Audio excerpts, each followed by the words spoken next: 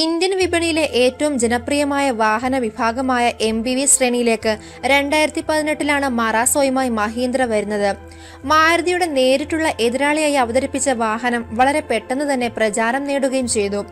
നിലവിൽ single diesel engine ഓപ്ഷനിലാണ് Marazzo വിപണിയിൽ എത്തിയത്. എന്നാൽ പെട്രോൾ എഞ്ചിനിൽ പ്രവർത്തിക്കുന്ന മോഡലിനെ വിപണിയിൽ അവതരിപ്പിക്കുമെന്ന് മഹീന്ദ്ര ഔദ്യോഗികമായി പ്രഖ്യാപിച്ചിട്ടുണ്ട്. പെട്രോൾ മഹീന്ദ്ര മറാസോ ഈ വർഷം അവസാനം ഇന്ത്യൻ വിപണിയിലെത്തും. മഹീന്ദ്ര മറാസോ പെട്രോൾ പതിപ്പ് 2020 മെയ് മാസത്തിൽ വിപണിയിലെത്തുമെന്നും ചില റിപ്പോർട്ടുകൾ സൂചന നൽകുന്നുണ്ട്. BS6 മലിനീകരണ മാനദണ്ഡങ്ങൾ 2020 ഏപ്രിൽ 1 മുതൽ പ്രാബല്യത്തിൽ വരുന്നതിനാൽ മഹീന്ദ്ര അതിനു മുൻപ് മറാസോയുടെ BS6 ഡീസൽ വകഭേദം പുറത്തിറക്കും. 1.5 ലിറ്റർ ഡീസൽ എഞ്ചിനാണ് മഹീന്ദ്ര മറാസോ ഡീസലിന് കരുത്തു പകരുന്നത്. ഇത് നിലവിലുള്ള മോഡൽ ഉൽപ്പാദിപ്പിക്കുന്ന അതേ പവർ കണക്കുകൾ നൽകുമെന്നാണ് പ്രതീക്ഷിക്കുന്നത്.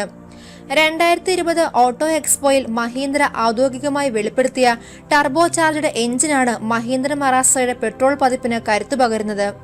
സ്റ്റാലിയൻ കുടുംബത്തിൽ നിന്നുള്ള പുതിയ 1.5 litre turbo charged petrol unit ആകും MPVയിൽ ലഭ്യമാവുകയെന്ന് ചുരുക്കം. ഇത് പരമാവധി 163 bhp കരുത്തും 280 Nm ടോർക്കും ഉൽപ്പാദിപ്പിക്കാൻ സാധിക്കുന്നവയാണ്.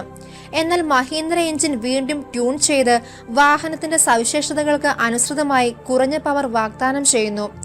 പ്രധാന ആകർഷണം പെട്രോൾ എഞ്ചിനാണെങ്കിലും അതോടൊപ്പം ഒരു ഓട്ടോമാറ്റിക് ഗിയർ ബോക്സും വാഹനത്തിനോടൊപ്പം വാഗ്ദാനം ചെയ്യുമെന്ന് മഹീന്ദ്ര അറിയിച്ചതും ഏറെ സ്വാഗതാർഹമാണ്. 6 സ്പീഡ് സ്റ്റാൻഡേർഡ് മാനുവലും ഓപ്ഷനിലുണ്ടാകും.